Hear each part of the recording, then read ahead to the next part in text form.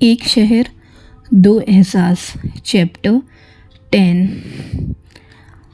हया अयान के ख्यालों में खोई रहती है कि उसकी रूममेट शाज़िया उसे देखती है और पूछती है, क्या बात है मैडम, किसके ख्यालों में खोई हो? हया चौंक जाती है, फिर मुस्कुराकर आज की सारी बात बताती है, कैसे उसने एक अंकल को हॉस्पिटल पहुंचाया और हॉस्पिटल जाके पता चला वो अंकल और कोई नहीं, उसकी बहू सना मैडम के फादर हैं।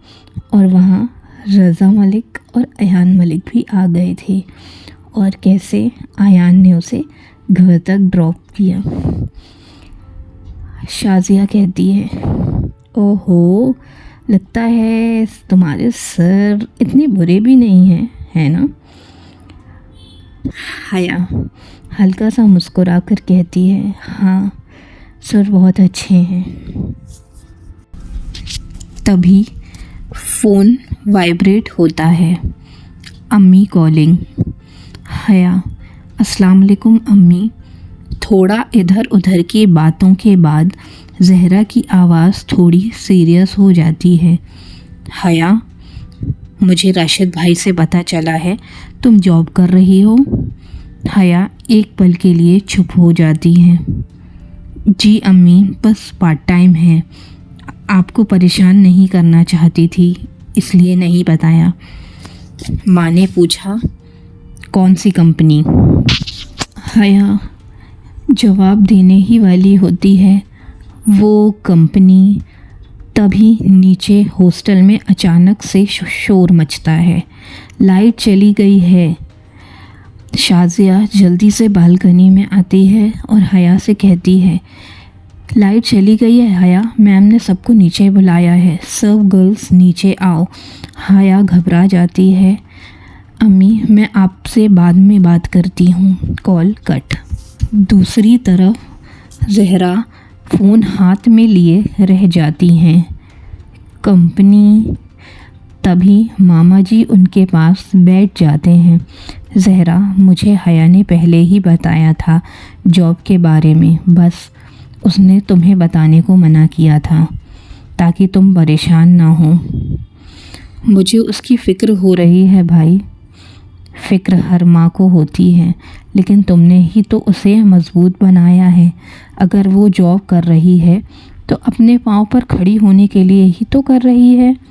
ज़हरा की आंखें हल्की सी नम हो जाती हैं। ज़हरा चुप हो जाती है, लेकिन उसके दिल का डर अभी पूरा गया नहीं होता है। मलिक इंटरप्राइजेज़। टेंशन भरा दिन। कॉन्फ्रेंस रूम में इम्पोर्टेंट क्लाइंट बैठे होते हैं। हया भी पहले से कॉन्फ्रेंस हॉल में बैठी रहती है। प्रेजेंटेशन सना को हैंडल करना है। सना अयान के साथ रूम में एंटर करती है और प्रेजेंटेशन स्टार्ट होता है, लेकिन उसकी कैलकुलेशन मिस्टेक की वजह से डील ऑलमोस्ट स्लिप हो जाती है। अयान सिचुएशन संभाल लेता है, लेकिन अंदर गुस्से में हो जाता है। मीटिंग ख़त्म होती है। थोड़ी देर बाद अयान सना के पास जाता है। वो बहुत स्ट्रेस में होता है, आँखों में थकान। गुस्से में सना से कहता है, सना, दिस वॉज केयरलेसनेस। तुम क्या समझती हो इस तरीके से काम करोगी तुम यहाँ? अहमद अंकल ने अपनी जगह तुम्हें रखा है, तुम्हें कुछ तो सोचना चाहिए। इस तरीके की सिली मिस्टेक्स, क्या इज्जत रह गई होगी मेरी सारे क्लाइंट्स के सामने। सना को बुरा लगता है, वो कुछ नहीं बोलती। अयान को फील होता है कि उसने सना को ज़्यादा ही डांट दिया। वो सना के पास जाता है। देखो सना, फ्रेंडशिप अपनी जगह है और काम के मामले में केयरलेसनेस मुझे बिल्कुल बर्दाश्त नहीं है। सना, अयान मैं ये सब सिर्फ कंपनी के लिए नहीं करती। अयान उसकी तरफ देखता है कंफ्यूज्ड। सना आगे बढ़कर कहती है, मैं तुमसे मोहब्बत करती हूँ अयान। रूम में एकदम खामोशी। अयान का चेहरा सख्त हो जाता है। वो सीधा खड़ा हो जाता है। अयान, सना तुम मेरी दोस्त हो बस। सना की आंखें भर आती हैं। और अगर मैं इससे ज़्यादा चाहती हूँ तो? अयान की आवाज़ और सीरियस हो जाती है। फिर अपने आप को रोक लो, क्योंकि मैं तुम्हें उस नज़र से नहीं देखता। तुम मेरे लिए सिर्फ एक दोस्त हो, उससे बढ़कर कुछ नहीं। एक पल रुक कर, और अगर ये सब दोस्ती को इफ़ेक्ट करे तो बेहतर है तुम डिस्टेंस मेंटेन कर लो। सना, अयान हम बचपन से साथ हैं। क्या एक पल भी तुमने मुझसे कभी मोहब्बत नहीं की? मैं तुम्हें बचपन से हमेशा एक एक पल तुमसे मोहब्बत की है, और आज तुम मुझसे ऐसे बात कर रहे हो। अयान का गुस्सा बहुत बढ़ चुका होता है। वो सना से चिल्लाकर कहता है, सना मैं इस बारे में कोई बात नहीं करना चाहता। मैं तुमसे मोहब्बत नहीं करता। Just go from here. Sana, Ayaan तुम।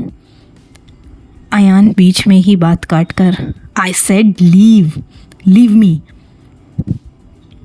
सना गुस्से में बिना कुछ कहे कैबिन से निकल जाती है। अयान अपनी आंखें बंद कर लेता है और स्ट्रेस में चला जाता है। उसे खुद समझ नहीं आता वो प्यार, मोहब्बत और इन सब चीज़ों से क्यों भागता है। क्या खौफ है उसके मन में। सना ऑफिस से बाहर जाते जाते सोचती है, अयान तुम जिस मोहब्बत से भागते हो ना, देखना एक दिन तुम्हारे दिल में मैं ये मोहब्बत पैदा करके रहूँगी। तुम्हें एक ना एक दिन मेरी मोहब्बत का एहसास ज़रूर होगा। शाम के 7 बज रहे थे।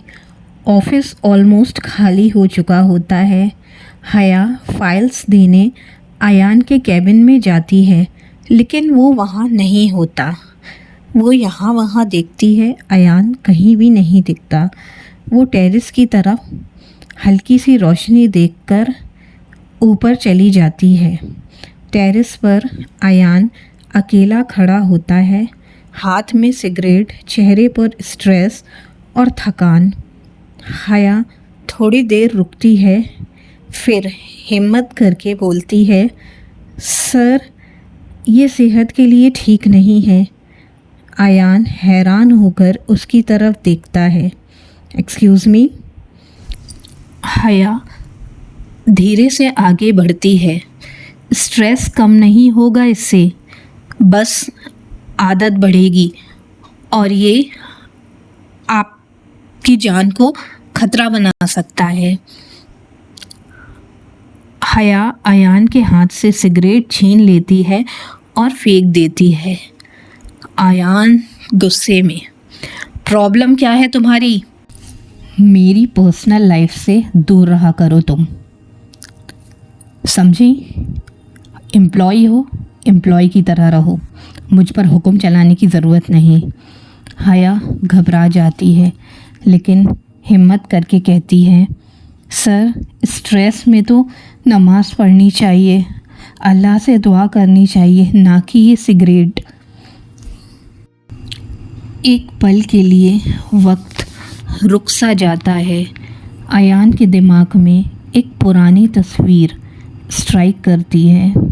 छोटा सा अयान ड्राइंग रूम में खेल रहा है और उसकी माँ ज़हरा उसके पापा के हाथ से सिगरेट लेते हुए कहती है, रज़ा यह आदत छोड़ दीजिए। अयान देख रहा है। रज़ा समझा करो, काम का स्ट्रेस है। ज़हरा स्ट्रेस हो तो नमाज़ पढ़नी चाहिए, अल्लाह से दुआ करनी चाहिए, ये सब ठीक नहीं है। वही लहजा, वही फ़िक्र। अयान को अपनी माँ की याद आ जाती है। Back to present. अयान उसकी तरफ देखकर हल्की सी आवाज़ में कहता है, तुम हर बात में बोलना ज़रूरी लगता है क्या? हया हल्का सा मुस्कुरा देती है। जी, बात जब किसी अपने की हो तो हाँ, मैं बोलने में डरती नहीं हूँ। सर, आप किसी के बारे में मत सोचिए, खुद के बारे में भी मत सोचिए, लेकिन प्लीज़ रज़ा सर के बारे में सोचिए। रज़ा सर ने आपको अकेले पाला है, उन्हें कितनी तकलीफ़ होगी। आप अच्छे रहेंगे तब तो उनका ख्याल रखेंगे। अयान एक पल के लिए उसकी आंखों में देखता रह जाता है, फिर धीरे से कहता है, गो होम मिस हया। वो कहती है, रज़ा अंकल को मैं अपने घर जैसा मानती हूँ। आप उनके बेटे हैं और वो आपसे बहुत प्यार करते हैं, इसलिए मैं आपको भी अपना समझती हूँ। I said go home miss हया, लेकिन इस बार आवाज़ में गुस्सा नहीं, एक अजीब सी नरमी होती है। हया चली जाती है और अयान टेरेस पर खड़ा सोचता रह जाता है, बिल्कुल अम्मी के जैसे। सालों बाद किसी की बातों में उसने हिम्मत महसूस की थी। उसने आंखें बंद की। Why does she remind me of you mom? क्यों दिख रही है अयान को हया में अपनी माँ की झलक? क्या कभी अयान को पता चलेगा कि उसकी माँ जिंदा है? जानने के लिए देखते रहिए एक शहर दो एहसास। Please like and subscribe YouTube channel.